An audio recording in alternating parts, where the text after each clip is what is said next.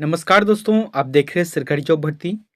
दोस्तों, आज का जो टॉपिक देखने वाले हैं, जो आपका प्रयोगशाला परिचारक के अंतर्गत भृत्य है, चौकीदार है, स्वीपर है और सहायक परिचारक के जो पोस्ट खुला हुआ है, उसके सिलेबस के अकॉर्डिंग ही हम लोग देख रहे हैं।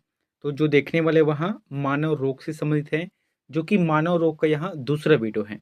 आपने अगर पहला वीडियो नहीं देखा है तो जाकर देख जरूर सकते हो उसे। और इसमें जो बाकी का जो बचा हुआ था, जैसे कि प्रोटोजोआ से जो रोग होता है या कवक से होता है या जो और अलग-अलग अन्य रोग होते हैं, उन सभी के बारे में यहाँ पर देखने वाले हैं। दोस्तों, आप लोगों से कहना चाहता हूँ कि आप लोगों के पास समय बहुत ही कम है। अब कैसे समय कम है ये बता रहा हूँ। आप सभी को पता है छत्तीसगढ़ में 2 चरण में चुनाव होने हैं। उसके बाद दिसंबर के पहले हफ्ते में ही सरकार बनेगा और सरकार बनेगा ही तो कुछ देर के बाद हो सकता है कि जनवरी में आपका एग्ज़ाम हो जाए। तो चलिए चलते हैं यहाँ पर वीडियो की तरफ। ज़्यादा इधर-उधर की बातें नहीं करेंगे। सीधे हम लोग जाते हैं यहाँ पर बीमारियों के बारे में देखते हैं। सबसे पहले ये है कि आपको जो पिछला वीडियो में होमवर्क दिया था कि डिप्थीरिया रोग से ग्रस्त होती है, तो इसका जो आंसर आ जाएगा वहाँ गला रहेगा, ठीक है? गला इसका आंसर रहेगा जो कि डिप्थीरिया रोग से प्रभावित होता है यहाँ। अगला है, अब यहाँ पर देखते हैं प्रोटोजोआ जनित रोग, यानी कि प्रोटोजोआ से क्या-क्या रोग हो सकता है, उसके अंतर्गत क्या-क्या आते हैं, वो सभी चीज़ के बारे में यहाँ पर देखने वाले हैं। तो सबसे पहला आता है पायरिया रोग। पायरिया रोग, ये जो रोग है, इनका जो कारक है वहाँ एंट अमीबा जिंजेवेलिस रहेगा, ठीक है? जिंजेवेलिस इसका आंसर रहेगा, एंट अमीबा जिंजेवेलिस। और इसका लक्षण क्या है? इसमें मसूड़ों में पस निकलता है। साथ ही दाँत के जड़ों में खून आना एवं दुर्गंध आती है। यानी कि जो दाँत रहते हैं ना, वहाँ उसमें पस आता है, दुर्गंध आता है और साथ ही उसके जो जड़ रहते हैं, वहाँ हिलने लगते हैं। तो कुल मिलाकर यहाँ दाँत रोग से संबंधित है। उपचार क्या है? खाने में विटामिन सी की प्रचुर मात्रा लेनी चाहिए। विटामिन सी की मात्रा जो है खाने में लेनी चाहिए। और विटामिन सी का जो जैसे कि स्रोत है वो कौन से रहते हैं? आपको बताया था खट्टे पदार्थ, जैसे कि आंवला है, उसके बाद नारंगी है, टमाटर है, ये सभी क्या है, खट्टे विटामिन सी के एक प्रकार के अंतर्गत आता है। अगला है पेचिस रोग।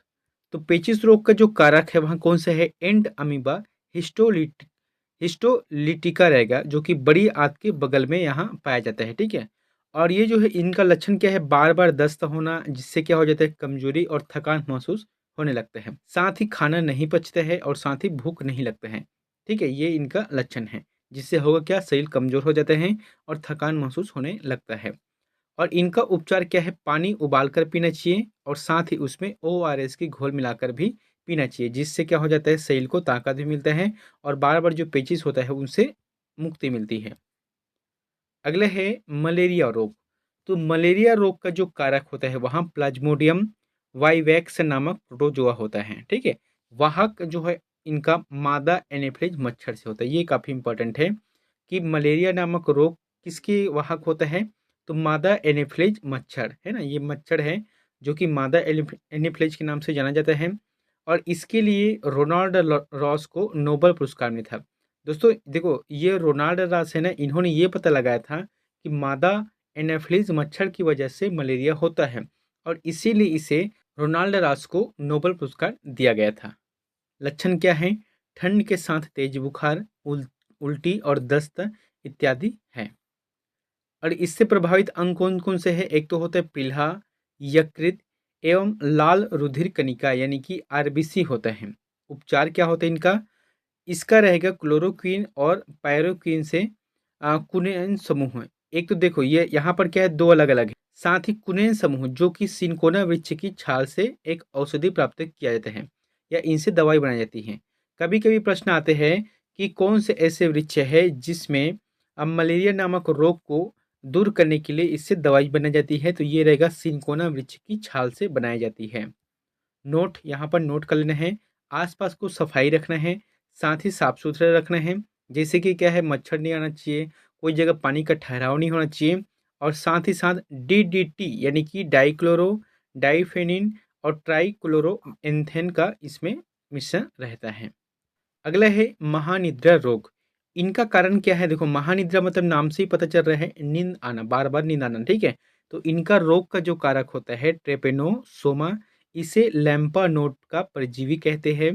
इनका जो वाहक होता है सीसी मक्खी होता है। क्या होता है? सीसी मक्खी होता है, जो कि अफ्रीका के जंगलों में होता है, ठीक है? इसमें क्या होता है, रोगी को बहुत नींद आती है, यानी कि रात भर सोने के बाद उसे जैसे ही खाना खाता है, सवेरे फिर नींद आ जाते हैं, दोपहर में नींद, शाम को नींद, यानी कि जितना भी समय हो वहाँ नींद उसको महसूस होने लगता है। और इससे प्रभावित अंग कौन से होते हैं? मस्तिष्क के सेरिब्रोस्पाइनल द्रव्य में पहुँच जाता है।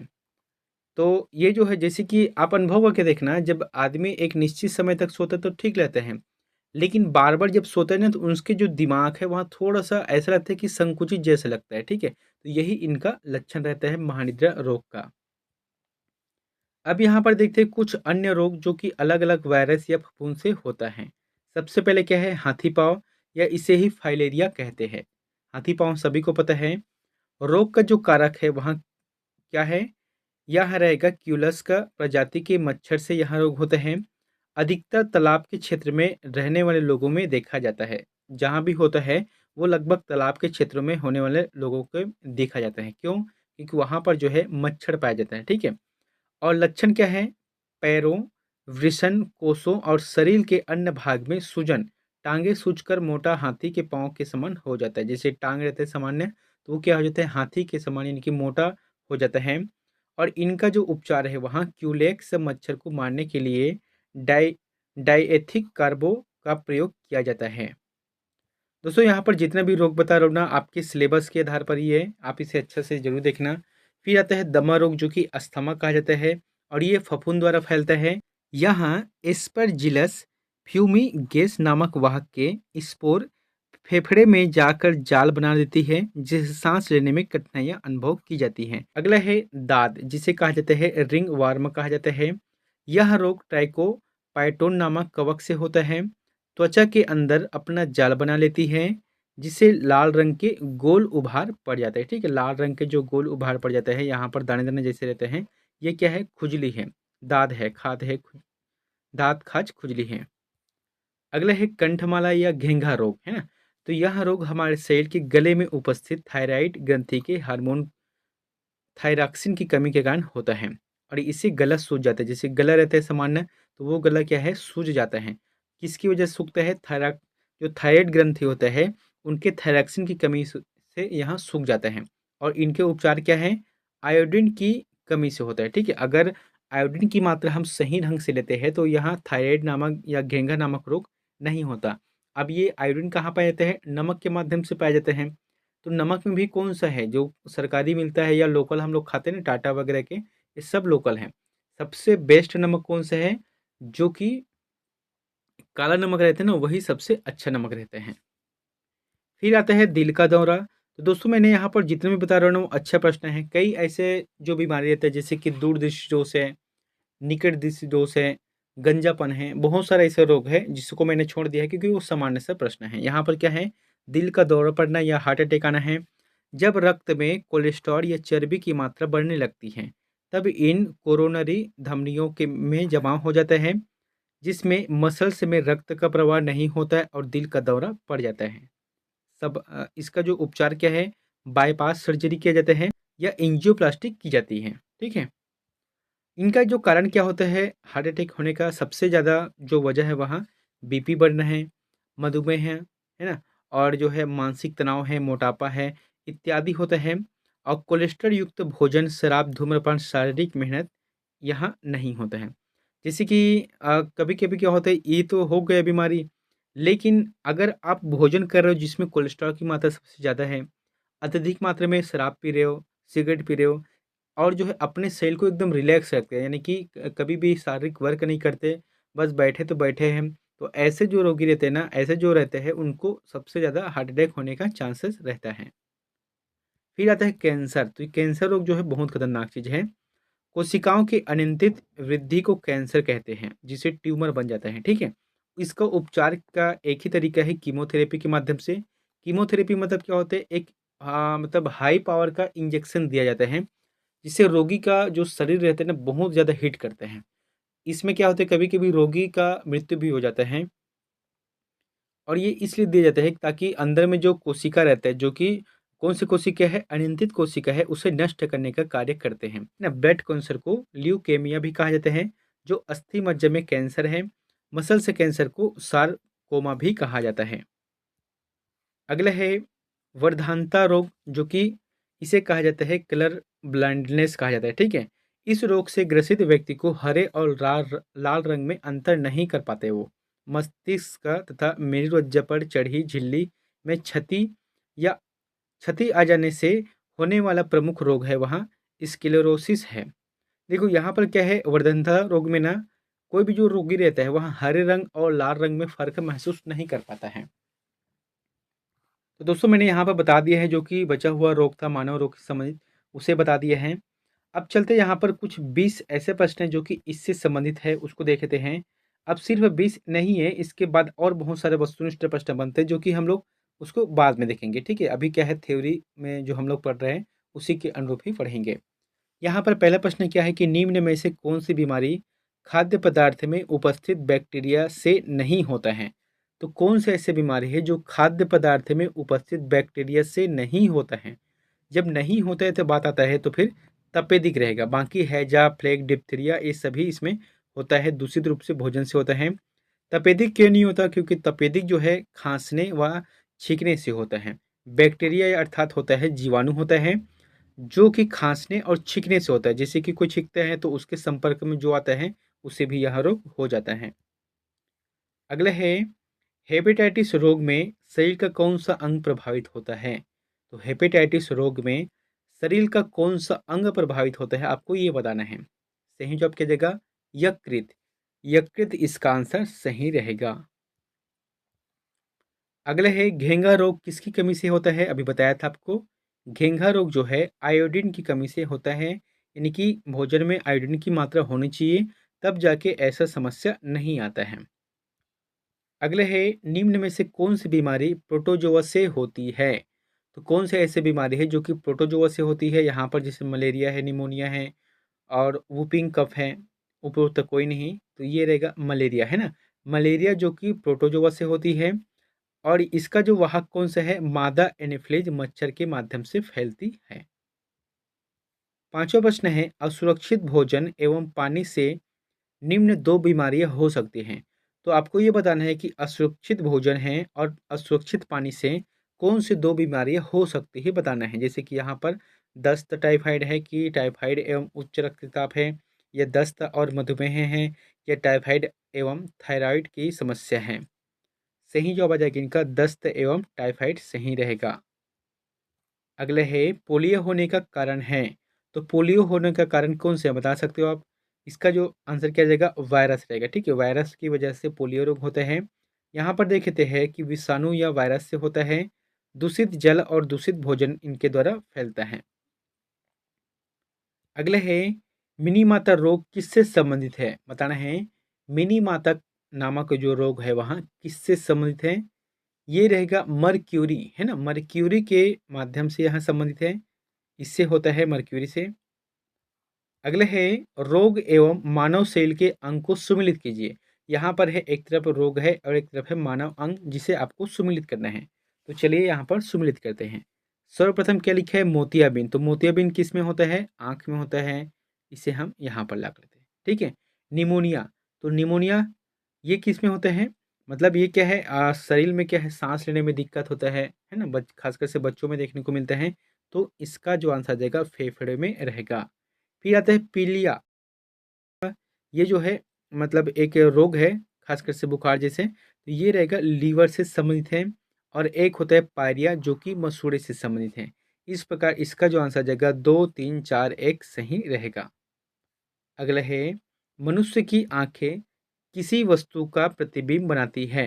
तो जैसे कि मनुष्य की आंखें हैं, ठीक है, हम किसी को देखते हैं तो उसका जो प्रतिबिंब है वहाँ कहाँ पर बनता है, कार्निया पर बनता है कि आइरिस पर बनता है कि पुतली पर बनता है या रेटिना पर बनता है। सही जवाब आ जाएगा इनका रेटिना रहेगा, रेटिना पर बनते हैं। अगला है अल्जाइमर रोग में मानव शरीर का कौन सा अंग प्रभावित होता है। अल्जाइमर रोग में मानव शरीर का कौन सा रोग प्रभावित होता है। सही जवाब आ जाएगा मस्तिष्क, है ना। मस्तिष्क रोग प्रभावित होता है, अभी जस्ट बताया था आपको।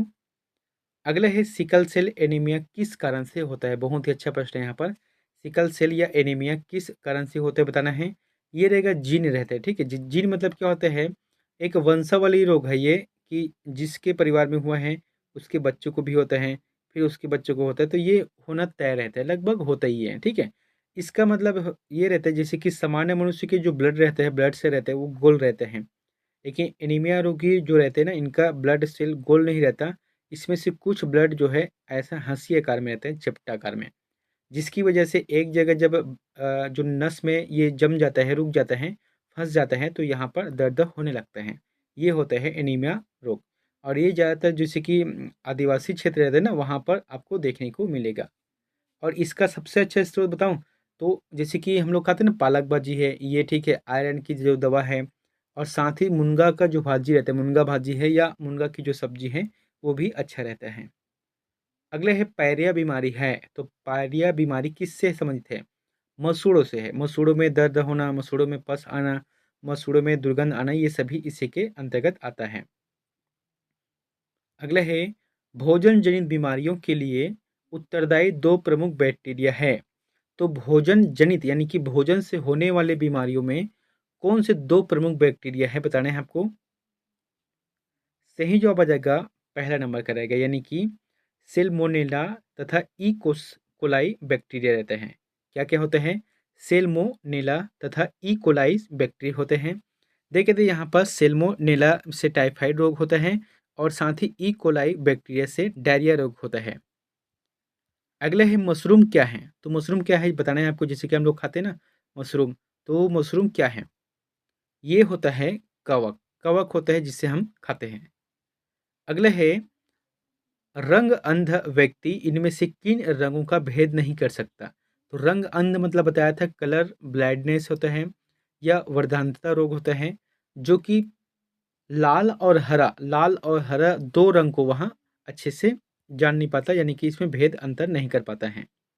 अगला है पागल कुत्ते के काटने से उत्पन्न रोग रेबीज प्रभावित करता है। जैसे कि कुत्ते काट दिए, अब उनका जो है रेबीज नामक जो वायरस है सेल में फैल जाते हैं, तो किससे प्रभावित करते हैं? केंद्रीय तंत्रिका तंत्र को, है ना, केंद्रीय तंत्रिका तंत्र को प्रभावित करता है। अगला है भारत में बने रोटावेक टीके का उपयोग किस रोग के बचाव के लिए किया जाता है?